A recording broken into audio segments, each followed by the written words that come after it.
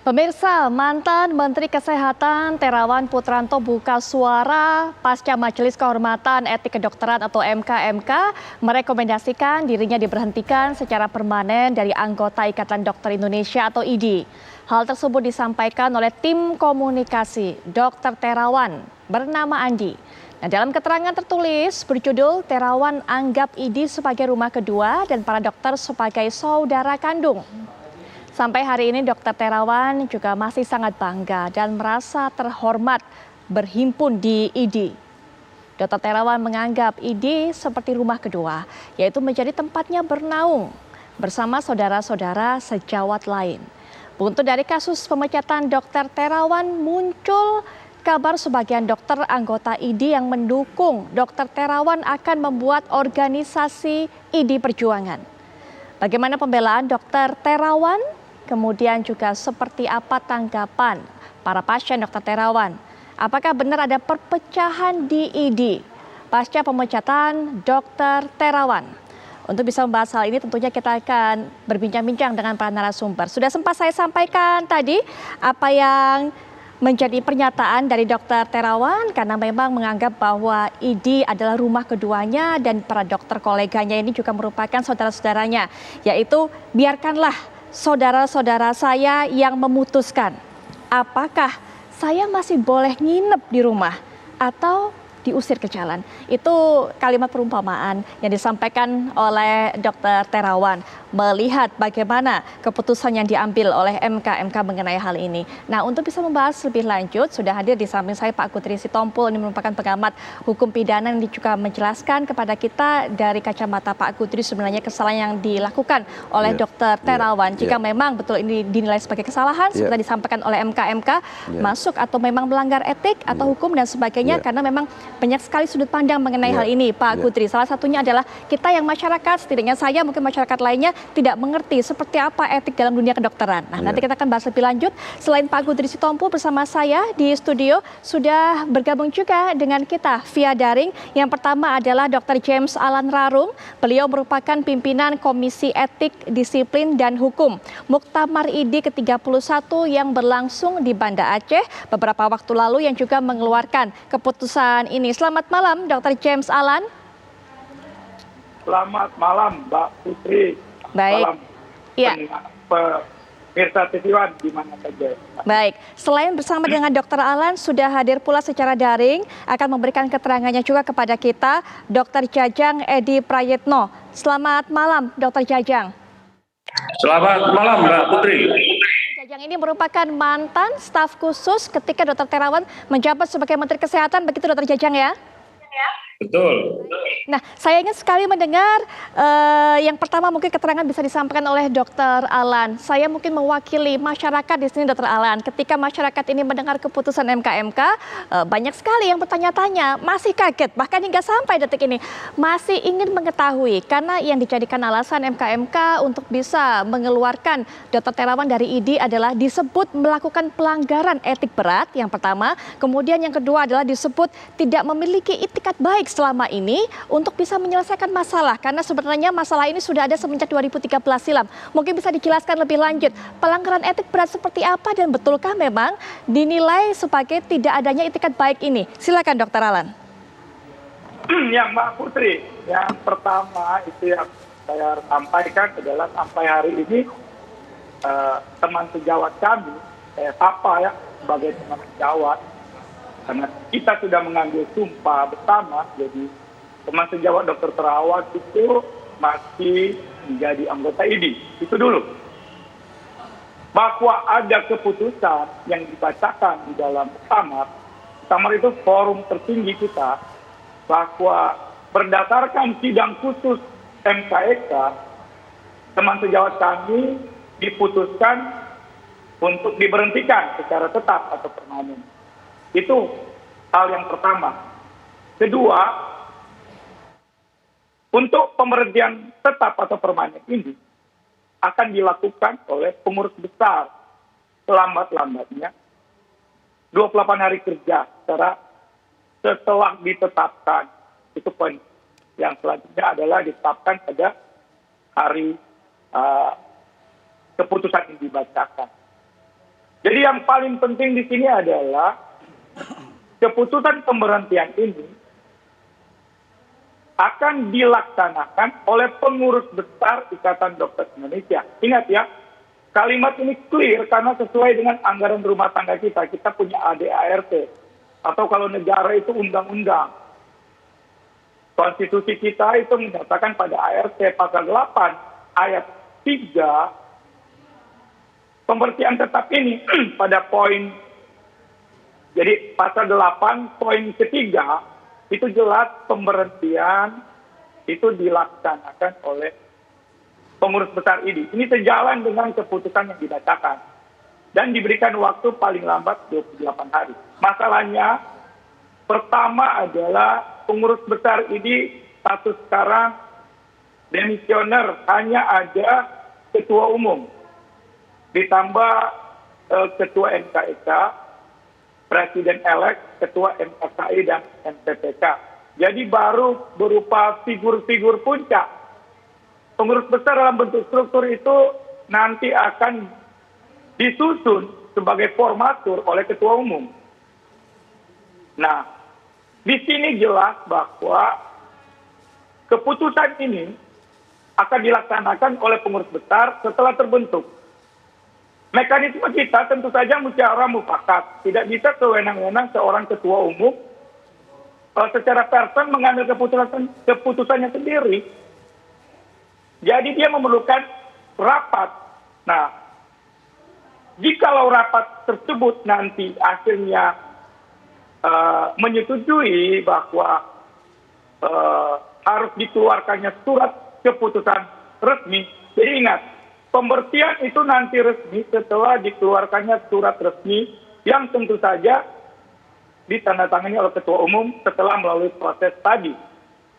Ada beberapa pendapat yang menyatakan bahwa perintah muktamar ini harus dilaksanakan. Benar, tetapi dalam pelaksanaan ini kan diserahkan kepada pengurus besar. Itu perintah muktamar. Dan ini sejalan dengan konstitusi organisasi ini kita. Jadi bersabarlah, proses masih berlangsung. Baik. Tapi sudah gaduh, sudah ribut. Itu jadi masalah. Dan saya sampaikan juga, andaikan nanti pada hari ke-28 dikeluarkan SK pemberhentian, tetap ada mekanisme untuk membela diri. Itu diberikan pada pasal 8 anggaran rumah tangga kita, poin keempat. Jadi bersabarlah, belum jangan terlalu ribut, kita tenang, jangan nanti menjadi liar atau ditunggangi. Itu, Mbak Putri. Iya, baik Dr. Elan, kami pahami tadi keterangan yang disampaikan mengenai mekanisme pemecatan tadi, karena masih ada jangka waktunya dan masih banyak proses yang harus dilalui. Tapi setidaknya yang kami sempat ingin sekali mengetahui tadi dari Dr. Elan adalah mengenai alasannya. Tapi mungkin Dr. Jajang juga bisa berikan pandangan mengenai ini, rekomendasi yang diberikan oleh MK-MK.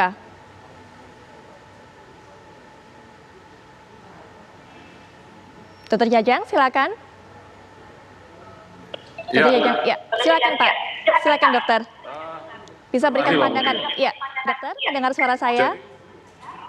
Jadi apapun yang sudah dikeluarkan oleh MKEK dalam kaitannya dengan muktamar ID di Aceh, ini kan videonya sudah menyebar luas di masyarakat. Jadi masyarakat tidak mau tahu apapun yang dikeluarkan bahwa Terawan dalam muktamar ID di Aceh ini sudah dalam kaitan dipecat. Ini adalah keputusan yang gegabah atau terlalu berlebihan. Gitu.